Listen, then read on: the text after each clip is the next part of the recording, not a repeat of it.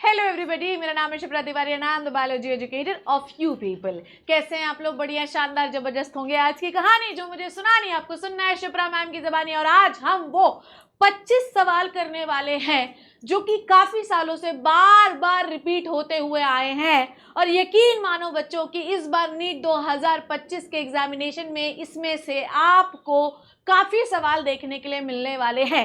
Video को जल्दी ख़त्म करेंगे क्योंकि समय जो है वो बहुत कम है और बहुत बलवान होता है। टेलीग्राम अगर आपने अभी भी ज्वाइन नहीं किया है बच्चों, तो इसको ज्वाइन कर लीजिए, क्योंकि यहाँ पर आपको मिलता है मेरा सारा नोट्स, यहाँ पर आपको मिलती है मेरे सारे सेशंस की इंफॉर्मेशन, यहाँ पर मिलते हैं आपको practice booklets, each and every content जो आपको ऑनलाइन वर्ल्ड में इंपॉर्टेंट है वो सब आपको यहाँ पर मिलेगा। ठीक है बच्चों?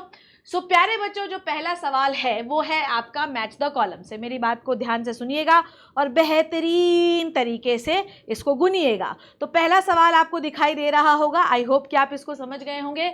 मैच द कॉलम वाला है, ठीक है, मैच द कॉलम वाला है क्वेश्चन। चलिए इसको सॉल्व करते हैं। मेटामेरिज्म आपको कहाँ देखने के लिए मिलता है बेटा? वो एनलिडा में देखने के लिए मिलता है। कैनाल सिस्टम आपको पॉरीफेरा में देखने के लिए मिलता है। कोम प्लेट्स आपको देखने के लिए मिलती हैं टिनोफोरा में। और नीडोब्लास्ट जो है सिलेंट्रेटा में मिलता है, इसीलिए हम इसे निडेरिया भी कहते हैं। तो फर्स्ट का 3, ये वाला दोनों एलिमिनेट हो गए। सेकंड का 4 ये भी हो गया, दोनों ही सेम है। सी का 2 कहाँ दिया गया है? ये तो राइट आंसर क्या हो गया बच्चों? इसका सी हो गया। नेक्स्ट क्वेश्चन देखते हैं। When the margins of sepal and petal overlap one other without any particular direction. ध्यान से सुनिएगा, अगर मार्जिन, ध्यान से सुनो बेटा, बड़ा ही इंपॉर्टेंट सवाल है और ये एस्टिमेशन पे तो क्वेश्चन आता ही आता है। ठीक है, तो जब सेपल एंड पेटल ओवरलैप तो कर रहे हैं, पर याद रखना कि मतलब क्या कह सकते हैं अपन लोग इसको, कि प्रॉपर मैनर पे नहीं कर रहे हैं, तो ये कौन सा एस्टिवेशन होता है? इम्ब्रिकेटेड एस्टिवेशन होता है। ठीक है, next question, match the column करना है। बेसल प्लेसेंटेशन क्या होता है? तो बेसल का याद रखना है बेटा, बेसन। ठीक है, बेसन आपको याद रखवाया है मैंने। ठीक है, तो मैरीगोल्ड और सनफ्लावर बेसल प्लेसेंटेशन है, तो सनफ्लावर। तो फर्स्ट का हो गया 4, फर्स्ट का 4 एक ही जगह पर दिया गया, पर हम आप बाकी भी सॉल्व कर लेते हैं। एक्साइल प्लेसेंटेशन जो है वो चाइना रोज में होता है। ठीक है, तो ये मैंने आप लोगों को सिखाया भी है। ठीक है, पैराइटल प्लेसेंटेशन जो है वो मस्टर्ड में होता है। ठीक है, मस्त पेरी पेरी खाने की अर्ज हो रही है, पढ़ाया है, तो मस्टर्ड और आर्जीवन पैराइटल प्रेजेंटेशन के एग्जांपल है। डायंथस और प्राइमरोज जो होते हैं ये फ्री सेंट्रल के एग्जांपल होते हैं। तो राइट आंसर इसका हो गया बेटा जी सी। अगला सवाल देखिए, which of the following are not the secondary metabolite in the plant. आपको ये बताना है कि कौन सा जो है बेटा सेकेंडरी मेटाबोलाइट नहीं होता। अमाइनो एसिड और ग्लूकोज नहीं होते, बाकी सब सेकेंडरी मेटाबोलाइट होते हैं जो प्लांट अपने आप को प्रोटेक्ट करने के लिए बनाता है। ठीक है, नेक्स्ट जो है, which stage of meiotic prophase shows the terminalisation of chiasma. पता नहीं ये सवाल जो है कितने बार आ चुका है। टर्मिनलाइजेशन ऑफ कियाज्मा जो है वो कब होता है? कियाज्माटा कब होता है बेटा? डाइकाइनेसिस में होता है। ये सवाल मैंने ही अपने सेशंस में तुम्हें कई बार कराया है और हो सकता है इस बार भी आए कि कियाज्माटा का जो टर्मिनलाइजेशन है वो किस स्टेज पे होता है। In some member of which of the following pairs of the families pollen grain retain their viability from birth after the release. आपको बताना है कि इन सारे एग्जाम्पल्स में से ये फैमिलीज दी गई हैं और आपको ये बताना है कि इनमें से कौन सी ऐसी फैमिली है जिनके पोलन ग्रेन की वायबिलिटी जो है वो कुछ मंथ तक हो सकती है बेटा। ठीक है, तो रोजेसी और लेग्यूमिनेसी ये 2 फैमिलीज ऐसी हैं जिनकी वायबिलिटी जो है वो मंथ तक हो सकती है, मतलब अगर झड़ जाएंगे तो मंथ तक इनकी वायबिलिटी होगी। नेक्स्ट क्वेश्चन देखो बेटा, if the colour blind man marriage women with the homozygous for the normal colour vision. ये भी क्वेश्चन मैंने आप लोगों को बहुत अच्छे से करवाया है। ठीक है, तो अगर एक कलर ब्लाइंड मैन की शादी, तो कलर ब्लाइंड कैसा होता है बेटा? कलर ब्लाइंड एक एक्स लिंक्ड रिसेसिव डिसऑर्डर है, तो अगर मेल के पास एक एक्स क्रोमोसोम भी बीमारी का होगा तो मेल की बीमारी होगी। ठीक है, who is homozygous for the normal colour vision. तो नॉर्मल कलर विजन मतलब ये है आपकी, इसकी शादी हो गई, तो आपको ये बताना है कि कितने लड़के बीमार होंगे। ठीक है, तो देखिए भैया कितने लड़के बीमार होंगे, जल्दी से देख लीजिए तो आपको आंसर समझ में आ जाएगा। तो देखते हैं अपन, तो ये हो गया 13, फिर हो गया 23, फिर हो गया 14, फिर हो गया 24। इसमें से एक भी लड़का जो है वो कलर ब्लाइंड आपको दिखाई नहीं दे रहा है, तो आंसर हो गया 0। नेक्स्ट क्वेश्चन देखिए, which of the following statement about the histone is wrong. कौन सा स्टोन जो है वो रॉन्ग है बेटा, आपको ये बताना है कि स्टोन के लिए कौन सा जो है क्वेश्चन है वो रॉन्ग है। हिस्टोन का पीएच कभी भी एसिडिक नहीं होता, हिस्टोन का पीएच हमेशा बेसिक होता है जिसके ऊपर एसिडिक डीएनए जो है वो रैप होता है। बाकी सीधे है, histone is octamer protein, 8 protein का बना होता है। हिस्टोन जो है लाइसिन और आर्जिनिन में रिच होता है। हिस्टोन जो होता है उसके ऊपर पॉजिटिव चार्ज होता है जिसके ऊपर डीएनए नेगेटिवली चार्ज जो है वो रैप करता है। ठीक है बेटू, यही होता है ना। हिस्टोन क्या है, ऑक्टोमर है बेटा, है ना, पढ़ा है आप लोगों ने।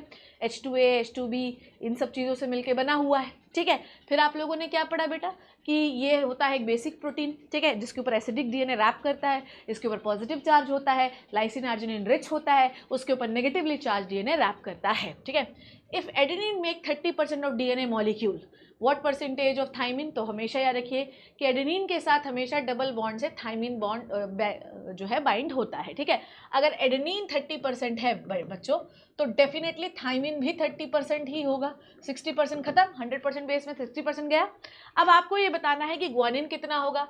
ग्वानिन जो है, ग्वानिन साइटोसिन के साथ ट्रिपल बॉन्ड के साथ जो है बाउंड होता है। अब अगर ग्वानिन बेटा ध्यान से सुनिए, अगर 60% हो गया, यहाँ पे 60% कंप्लीट हो गया, अब बचा 40%, तो ग्वानिन होगा बेटा जी 20% और साइटोसिन भी बेटा जी होगा 20%। ठीक है बेटा, तो आपका थाइमिन हो गया है कितना बेटा 30% और बाकी चीज़ें जो हो गई वो 20% हो गई। ठीक है, नेक्स्ट क्वेश्चन देखिए। अब आपको ये बताना है कि क्या कंजर्वेशन, कौन सा मेथड ऑफ कंजर्वेशन है बेटा। ये तो आउट क्वेश्चन है, ऐसा कभी नहीं होता कि इन सीटू और एक्स सीटू कंजर्वेशन से सवाल ना आए, तो इस साल भी सवाल आएगा, ध्यान सुनिए। तो आपको ये बताना है कि कौन से स्टेटमेंट जो है वो करेक्ट हैं। चलो चलो चलो चलो जल्दी से आ जाओ, है ना। अब आपको ये बताना है कि in situ conservation biosphere reserve है, यस। एक्स सीटू कंजर्वेशन क्या सैक्रेड ग्रूव्स है, ध्यान से देखिए, क्या sacred groves ex situ conservation है, नहीं, इन सीटू है। ठीक है, in situ conservation seed bank है, नो, एक्स सीटू कंजर्वेशन है। Ex situ conservation cryo preservation है, यस। क्रायो प्रिजर्वेशन मतलब मान लो सीड निकाला, उसको -196 डिग्री सेंटीग्रेड में फ्रीज कर दिया, this is the ex situ conservation ना। जंगल के अंदर थोड़ी फ्रीज होता है कि जंगल के अंदर बर्फ ले आया और उसके अंदर प्रिजर्व कर लिया, ऐसा नहीं होता बेटा, बाहर ले जाकर प्रिजर्व करना होता है। तो 1 और 4 इज द राइट आंसर। तो राइट आंसर क्या हो गया बेटा जी, इसके लिए बी। नेक्स्ट क्वेश्चन, अब आपको ये बताना है कि ये इक्वेशन जो है ये आर क्या रिप्रेजेंट करता है। ठीक है, तो आर रिप्रेजेंट करता है बेटा जी रेस्पिरेशन लॉस। तो आप याद रखो कि ग्रॉस प्राइमरी प्रोडक्टिविटी मतलब टोटल फोटोसिंथेसिस कितना हुआ है, उसमें प्लांट भी कुछ यूज करेगा, फोटोसिंथेसिस से कितना फूड बना है, that is the gross primary productivity. अब जितना फूड प्लांट ने बनाया खुद भी तो कोई कुछ यूज करेगा, तो जितना उसने यूज कर लिया, अब जो बचा this is the net primary productivity. तो respiration loss is the R. ठीक है, नेक्स्ट क्वेश्चन बेटा, select the correct option of the haploid cells from the following groups. आपको हेप्लॉइड सेल्स, ये PYQ है बेटा, ये बड़ा पॉपुलर PYQ है और इस पर से क्वेश्चन आता है। आपको हेप्लॉइड बताना है कि इसमें से कौन कौन है। तो हेप्लॉइड जो है ये क्या होता है बेटा, प्राइमरी साइड बिल्कुल नहीं होता, सेकेंडरी स्पर्मेटोसाइट होता है, first polar body and ovum, ये तो है, ये सारे हैं। स्पर्मेटोगोनिया नहीं होता, प्राइमरी स्पर्मेटोसाइट नहीं होता, तो राइट ऑप्शन जो है वो हो गया बी। ठीक है, सेकेंडरी स्पर्मेटोसाइट हेप्लॉइड होता है, फर्स्ट पोलर बॉडी हेप्लॉइड होता है और ओवम भी हेप्लॉइड होता है। Next question, in which of the following techniques embryos are transfer to assist those female who can not conceive. आपको ये बताना है कि एम्ब्रियोज आर ट्रांसफर, ध्यान से सुनिएगा, यहाँ पर जो है असिस्टेड रिप्रोडक्टिव टेक्नोलॉजी में गैमीट, जाइगोट, एम्ब्रियो, इन 3 वर्ड्स में आपको फंसाएगा। आप जब भी ये क्वेश्चन सॉल्व कर रहे हो प्लीज मेक श्योर कि वो क्या ट्रांसफर कर रहा है और कहाँ पे करेगा। तो अगर मान लीजिए एम्ब्रियो को ट्रांसफर करना है, एम्ब्रियो, तो गिफ्ट हटा दीजिए क्योंकि गिफ्ट तो गैमीट इंट्राफैलोपियन ट्रांसफर होता है। ठीक है, अब बचा एम्ब्रियो। ठीक है, तो अब आप क्या ट्रांसफर करोगे, जिफ्ट IUT क्या करना चाहिए, इंट्रासाइटोप्लाज्मिक स्पर्म इंजेक्शन भी नहीं होगा क्योंकि हम एम्ब्रियो को ट्रांसफर करना चाहते हैं। तो राइट आंसर सीधा बचा जाइगोट इंट्राफैलोपियन ट्रांसफर। अब इसको एम्ब्रियो क्यों कह रहे हो कि जाइगोट जो होता है वो होता है 2N बेटा, सिंगल सेल होता है। कभी भी हम लोग जाइगोट नहीं ट्रांसफर करते, उसको 2 to 8 सेल डिवाइड कर लेते हैं, एग्जैक्टली ये छोटा सा एक एम्ब्रियो बनी जाता है और फिर जो है इसको हम लोग फेलोपियन ट्यूब में ट्रांसफर करते हैं। अगर इससे ज़्यादा तुमने ले लिया, 32 सेल स्टेज तक बना लिया आपने पेट्री प्लेट में, तो अब उसे यूट्रस में ट्रांसफर करेंगे। ठीक है, नेक्स्ट देखो बेटा, एडेप्टिव रेडिएशन, बड़ा प्यारा सवाल है, ध्यान से सुनिएगा, बहुत अच्छा सा सवाल है। ठीक है, चलो चलो चलो जल्दी से आ जाओ। तो अब हमें ये देखना है कि एडेप्टिव रेडिएशन कौन शो किया था बेटा, डार्विन की फिंच शो की थी। तो फर्स्ट का हो गया 4, मुझे आंसर मिल चुका है, हालांकि मैं और शो करती हूँ। कन्वर्जेंट, कन्वर्जेंट का मतलब क्या है, आप डिफरेंट ओरिजिन के लोग हैं पर एक जगह पर आ गए। ठीक है, तो आप लोगों को मैंने सिखाया भी है ना, एक शॉर्ट फॉर्म सिखाया है ना, HD और AC। होमोलॉगस क्या शो करते हैं बेटा? Divergent evolution. और एनालॉगस ऑर्गन क्या शो करते हैं? Convergent evolution. एनालॉगी का मतलब क्या है कि आप जो है डिफरेंट ओरिजिन के थे पर आप एक जगह आकर रहने लगे और कॉमन फंक्शन करने लगे, this is called as analogy and they show the convergent. Converge मतलब आ रहे हो, डाइवर्जेंट का मतलब आप थे एक जगह पर due to the geographical isolation so many reason आप डिफरेंट जगह पे चले गए, ठीक है, डाइवर्ट हो गए और उसके बाद वहां पर अपने अलग अलग नीड के हिसाब से अपनी अपनी चीजें डेवलप कर ली, पर आपका ओरिजिन तो सेम है। तो homology show the divergent evolution, analogy show the convergent evolution. तो कन्वर्जेंट एवोल्यूशन कौन शो करता है बेटा? जल्दी से बताइए, कन्वर्जेंट इवोल्यूशन कौन शो करता है? बोलो जल्दी से, फटाफट से बता दो कि कन्वर्जेंट इवोल्यूशन कौन शो करता है। तो कन्वर्जेंट इवोल्यूशन शो करेगा wings of butterfly, wings of birds. Divergent evolution कौन शो करता है बेटा? अभी मैंने आपको पढ़ाया बोन्स, ठीक है, 4 लिम्स का ओरिजिन सबका सेम है पर फंक्शन अलग अलग होते हैं। एंथ्रोपोजेनिक एक्शन क्या होता है? एंथ्रोपोजेनिक एक्शन का मतलब ये, DDT रेजिस्टेंट, कभी भी मच्छर को ये नहीं पता था कि अगर उसके ऊपर DDT डाला जाए तो सारे मर जाएंगे, वो बच जाएगा। तो ये एक्टिविटी उसे तब पता चली जब हमने उसके ऊपर DDT डाला। तो एंथ्रोपोजेनिक एक्शन वो एक्शन होता है जिसमें आपका इन्वॉल्वमेंट होता है। तो इसका आंसर हो गया ए बेटा, ठीक है। नेक्स्ट क्वेश्चन देखो, फाइलेरियासिस। फाइलेरियासिस कैसे होता है बेटा? फाइलेरियासिस होता है बुचेरिया बेनक्रॉफ्टी से, ठीक है, राइट आंसर मुझे मिल चुका, आगे पढ़ना नहीं है। अमीबियासिस होता है एंटीमीबा हिस्टोलिटिका से। निमोनिया होता है हीमोफिलस इन्फ्लुएंजी से। और रिंगवॉर्म माइक्रोस्पोरम ट्राइकोफाइटोन एपिडर्मेटोफाइटोन से होता है, ठीक है, एक टाइप के फंगस है। अब आपको ये बताना है बेटा, ये भी क्वेश्चन मैं आपको कई बार करा चुकी हूँ, चलो एक बार फिर से कराती हूँ, ध्यान से सुनना। ये है आपके बायो कंट्रोल एजेंट्स, ठीक है, और ये किससे आपको छुटकारा दिलाते हैं ये देखना है। सबसे पहले मैं बैसिलस thuringiensis जो सबसे कॉमन है वो देखते हैं, ठीक है, सबसे कॉमन बैसिलस thuringiensis। चलो देखते हैं, ये वाला बड़ा इंपॉर्टेंट क्वेश्चन है, बहुत अच्छा है और आता भी है ये क्वेश्चन, ठीक है। तो देखो ड्रैगन फ्लाई देते हैं, ड्रैगन फ्लाई आपको एफिड्स एंड मॉस्किटो से देता है, तो फर्स्ट का हो गया 2, अरे ये वाला एलिमिनेट हो गया। नेक्स्ट है बैसिलस thuringiensis। बैसिलस thuringiensis आपको क्या करता है बेटा जी? लेपिडोप्टेरन, कोलियोप्टेरन से छुटकारा दिलाता है, ठीक है। ग्लोमस क्या करता है बेटा? ग्लोमस क्या करता है बेटा? ग्लोमस जो है बेटा ये आपका फॉस्फोरस जो है उसके हाइफी फॉस्फोरस सॉइल से एब्जॉर्ब करते हैं और प्लांट की रूट को दे देते हैं। बैक्यूलोवायरस क्या होता है बेटा? बैक्यूलोवायरस होता है नैरो रेंज का वायरस, ठीक है, नैरो रेंज का वायरस। तो राइट आंसर हो जाएगा इसका डी, देखो 3 दिया है ना, डी का 3। चलो नेक्स्ट क्वेश्चन देखते हैं बेटा। A specific recognition sequence identified by the endonucleus to make the cut at the specific position, ठीक है, इस सीक्वेंस को क्या कहते हैं? Palindromic sequence. तो जो आपका रेस्ट्रिक्शन एंडोन्यूक्लियस होता है वो हमेशा एक सीक्वेंस को रिकॉग्नाइज करता है, वहीं पे कट लगाता है, इसे कहते हैं पैलिंड्रोमिक सीक्वेंस। पैलिंड्रोमिक सीक्वेंस की कहानी ये है कि अगर इसको लेफ्ट टू राइट पढ़ा जाए तो ये एक जैसा दिखता है और राइट टू लेफ्ट पढ़ा जाए तो ये एक जैसा दिखाई देता है। GAATTC दोनों साइड से पढ़ लीजिए आप, एक जैसा दिखेगा। ECO-R1 का सीक्वेंस है। With regard to the insulin, choose the correct option. C peptide not mature in the mature insulin, yes. The insulin produced by the rDNA technology has the C peptide, no. ठीक है, the pro insulin has the C peptide, yes. ठीक है, a peptide and A peptide and B peptide of insulin interconnected by the disulfide bridges, yes. तो 1, 3, 4 is the right answer. Right answer is C, ठीक है। C peptide कभी भी mature insulin में नहीं होता, immature insulin को pro insulin कहते हैं। एली लिली कंपनी ने 1983 में A peptide एक बैक्टीरिया में बनाया, B peptide दूसरे बैक्टीरिया में बनाया और फिर दोनों को ले जाकर डाइसल्फाइड ब्रिज से जोड़ दिया, ठीक है। नेक्स्ट क्वेश्चन देखिए बेटा, select the correct statement with reference to the chordates. Presence of mid dorsal solid, अच्छा ये बड़ा इंपॉर्टेंट है बेटा, कॉर्डेट्स के कैरेक्टर जो है ना ये बड़े आते हैं, तो ये आपको पता होने चाहिए, ठीक है। Select the correct statement with reference to the chordate. Presence of mid dorsal solid double ventral nerve cord, ठीक है, बताओ जल्दी से, क्या ये बात सही है?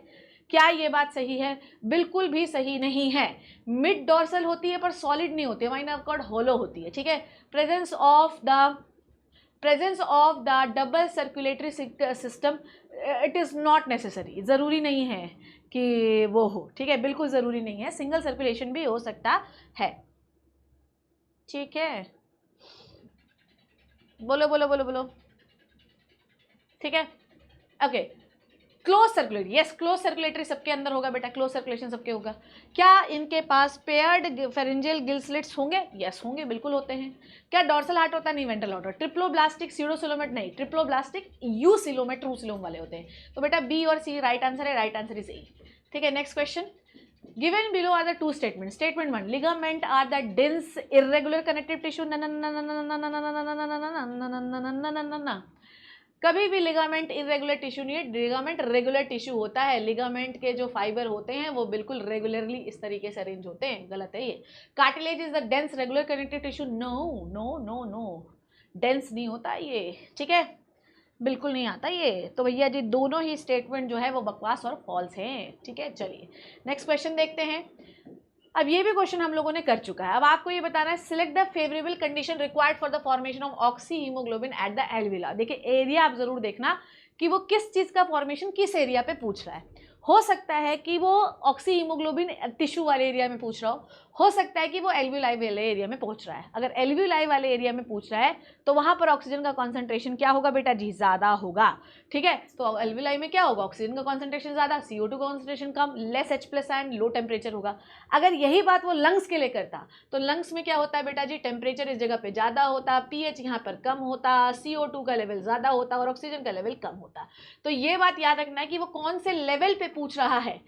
ठीक है, यहाँ पर वो जो है ये वो किस लेवल पे पूछ रहा है। तो यहाँ पे ये सारी कहानी कहाँ की है, टिश्यूज़ की है, और वो पूछ कहाँ कर रहा है, लंग्स का, मतलब एल्वियोलाई के एरिया पे क्या कंडीशन होगी।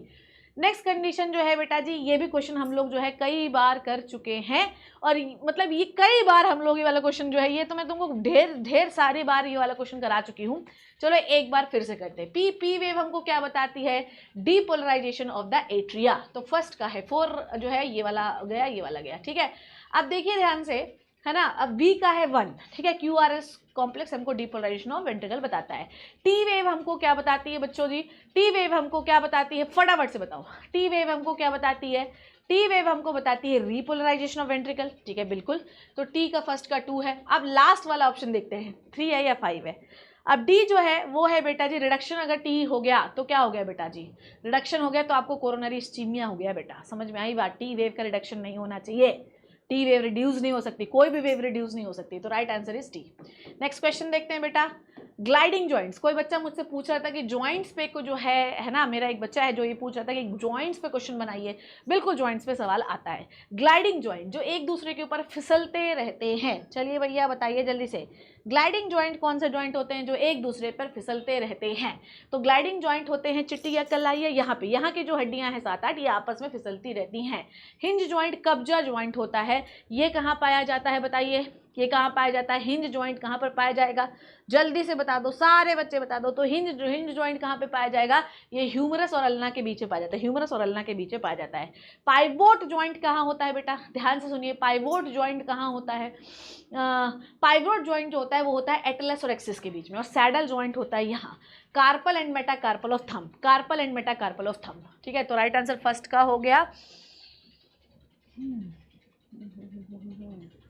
ठीक है, जल्दी से बताओ यार इसका क्या है, ढूंढो जरा कहाँ है। फर्स्ट का है 3, तो राइट आंसर ये होगा। ठीक है, नेक्स्ट क्वेश्चन देखते हैं बेटा, मैच द कॉलम। ठीक है, अब फिर से मैच द कॉलम। देखो यार लास्ट ईयर जो है 30% सवाल जो है वो मैच द कॉलम वाले आए थे, तो कृपया करके मैच द कॉलम जो है ये आपको बनना चाहिए बेटा। मैच द कॉलम से बेटा बहुत सारे सवाल आते हैं। Descending limb of loop of Henle, descending limb of loop of Henle से क्या क्या एब्जॉर्ब होता है, क्या सिर्फ वाटर होता है। Descending limb of loop of Henle से कंडीशनल रीअब्जॉर्प्शन होता है सोडियम आयन एंड वाटर का। तो फर्स्ट का 3 कहीं नहीं दिया क्या, फिर से देखते हैं। अच्छा लूप ऑफ हेनले, सॉरी मैं DCT सोच रही हूँ, मुझे माफ करना। Descending limb of loop of Henle से सिर्फ पानी एब्जॉर्ब होता है। ठीक है, ओनली वाटर एब्जॉर्ब। तो फर्स्ट का है 2, तो राइट आंसर होगा बी। ठीक है, चलो फिर भी और देख लेते हैं। प्रोक्सिमल कॉन्विलेटेड ट्यूब्यूल से तो सब कुछ एब्जॉर्ब हो जाता है, सब कुछ एब्जॉर्ब हो जाता है, जैसे कि आयरन, वाटर वगैरह नहीं। Descending limb of loop of Henle से क्या एब्जॉर्ब होता है, descending limb of ascending limb से क्या एब्जॉर्ब होता है बेटा जी, सॉल्ट होते हैं। और डिस्टिल से कंडीशनल रीअब्जॉर्प्शन होता है। ठीक है बेटू, ओह ओह ओह ओह ओह। ठीक है, तो ये हो गए वो 25 सवाल, और याद रखना कि इनमें से आपको सवाल देखने के लिए मिलेंगे। ठीक है, करने के लिए हम और सारे कर सकते थे, है ना, बहुत सारे कर सकते थे, सारे PY को कर सकते थे, पर ये जो टॉपिक्स आप आज मैंने आपको करवाए हैं इनमें से आपको सारे ही टॉपिक्स पे सवाल देखने के लिए मिलेंगे। मैंने ऐसा क्वेश्चन देखने के लिए मिले ज़रूरी नहीं, पर ये जो 25 टॉपिक मैंने बताए इनमें से आपको सवाल आएगा, देख लेना, तुम कहीं लिख दूं बताओ। ठीक है, सो प्यारे बच्चों ये थे द 25 मोस्ट इंपॉर्टेंट PYQs, इनको आप देख लेना। इनकी PDF मैं आपको टेलीग्राम में ज़रूर भेज दूंगी, लिंक लगेगी टेलीग्राम पे, उसको जाके ज्वाइन कर लो। थैंक यू सो मच बच्चों। याद रखना कि कोई हो या ना हो मैं तुम्हारे साथ हमेशा हूँ, और हाँ तुम अभी भी yes you can do it, बस लगे रहो मेरे साथ, मैं तुम्हें सब कुछ पढ़ा के भेजूंगी, सब कुछ जितना हो सकता है, जितना मैक्सिमम मैं कर सकती हूँ सब कुछ पढ़ा के भेजूंगी। परेशान मत होना, घबराना मत। थैंक यू सो मच बच्चे, take care and bye bye.